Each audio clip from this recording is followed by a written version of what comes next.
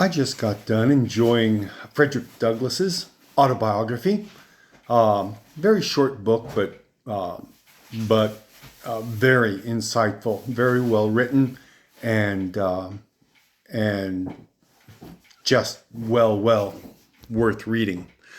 One of the things that Frederick Douglass said in his book is that the slave holders who in Maryland, in this case, who are most religious, who were most dedicated to their churches, who held the highest offices in their churches, were in his experience the most cruel, the most ready to lash their slaves until the blood ran running down. They were most ready to starve their slaves. They were the very worst of masters.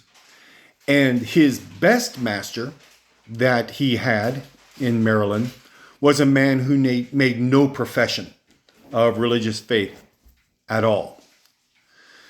And Frederick Douglass was quick to point out that he had every respect and every appreciation for true religion, but that the religion of the Christian churches in the South was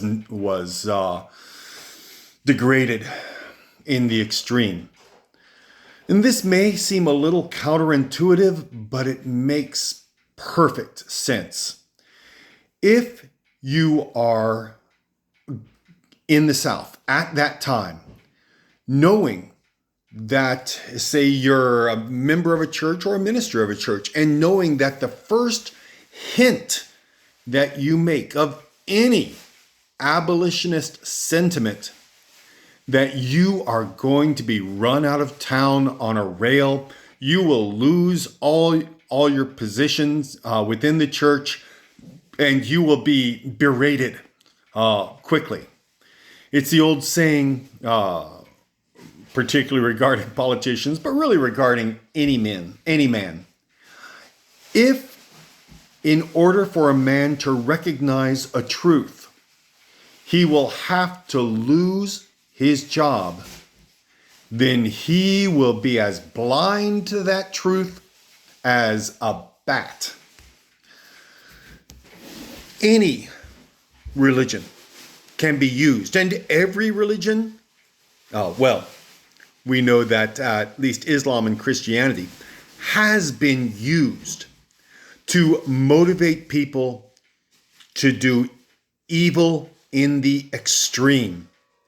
And it is always common for a person to use their cherry-picked parts of a religion to justify their evil.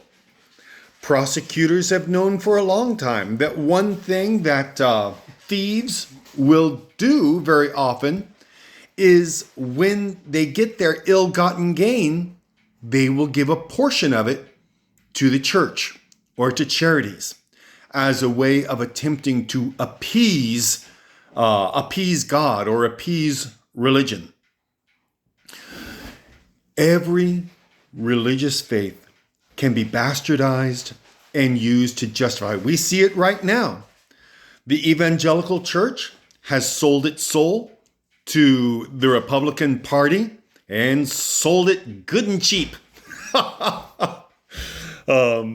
As Hobbes said in the Calvin and Hobbes cartoon, I don't know which is worse, that every man has his price or that the price is always so cheap. Just for a piddling thing, the church has sold its cultural influence. It has sold its ability to have credibility within the culture. The culture wars are completely in vain because a culture war is won by doing good, because people are not stupid. They can recognize when someone is attempting to use their religion to gain political influence, power, and money. And they can recognize when individuals are doing good and doing evil. And that is exactly what Frederick Douglass saw during his life as a slave in Maryland, and what we see today within the conservative evangelical movement.